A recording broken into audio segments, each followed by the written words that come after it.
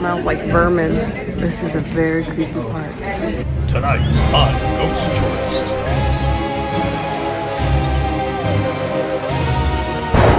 Hi, this is Scott. And I'm Cindy. And we're Ghost Tourists. When we travel, we visit haunted locations. So we can tell you if they're spooky or dooky. And now we're on our way to the underground tour, where half of the city is buried underground, and there's troll people. We live below. They call us the Balonies. No, they don't, Scott. And strangely enough, the first stop on our underground tour was not underground, but was actually the Merchant's Cafe. The Merchant's Cafe, open since 1890. They'll give you a 10% discount off adult beverages with that wrist stamp. Who's your favorite tour guide now? The great part is that this underground tour and the Merchant Cafe, they're right next to each other, and so you can walk from one to the other. Next time you're in town, you'll be able to stay up above. It's an Airbnb. Great place to stay. It's haunted. So we need a little mini history lesson. There were two big problems with early Seattle. The city was built at sea level, which made serious flooding whenever the tide came in. And that also made the sewers go backwards and toilets turned into fountains. And almost the entire city was made out of wood, so it was very flammable. So in June of 1889, the Great Seattle Fire burned through most of downtown. Okay, so after the Great Fire, all the buildings had to be made of stone to protect against future fires. Okay. And city streets were raised 12 feet to protect against flooding. We came in on the second floor, walked downstairs, first floor row of street level windows is that row of windows over there. Before the fire, that's the street. Horses, wagons, people would be out there. There's a wall there, Jim. That's the retaining wall. The city built retaining walls on both sides of the old streets, filled in between the walls with concrete, and paved over it, making the street 1 story higher than the old sidewalks. Oh, right. The sidewalks are still down below, but the street is 12 feet up. Exactly.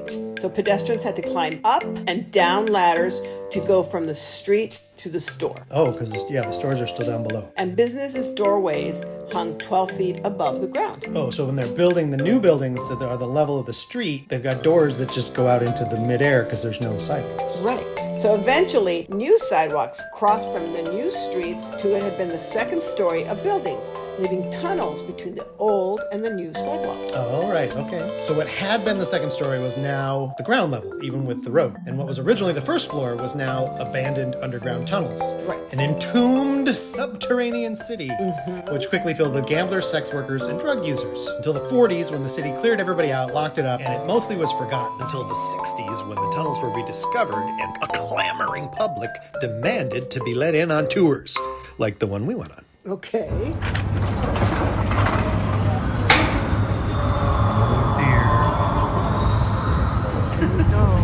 There are multiple ghosts in the tunnels from the day of criminal activity. Oh, when all the prostitutes and Some of the things that the people see are they see faces in the windows at the tunnel's entrances. Transparent woman in a white dress. has so been maybe seen. that's the malnourished corpses woman. Could be.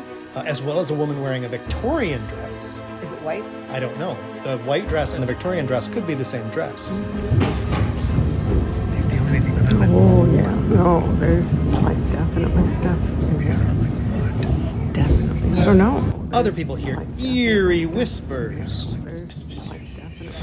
What are we doing? Oh, we're in underground in Seattle, and it smells like Pirates of the Caribbean. No, it doesn't. It smells a lot. It smells like vermin.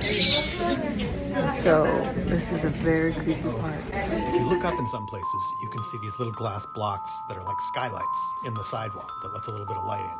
If you like, it might get a little creepy. We can turn the lights off, see what it looks like.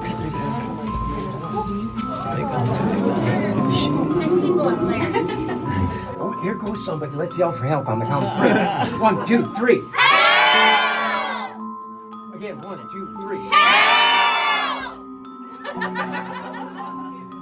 We found an article online that says that Seattle buried its old downtown, and now the tunnels are filled with corpses and zombie spiders. Ew. Yeah, in reality, though, they really only found one skeleton. And at first they thought it was the corpse of a child.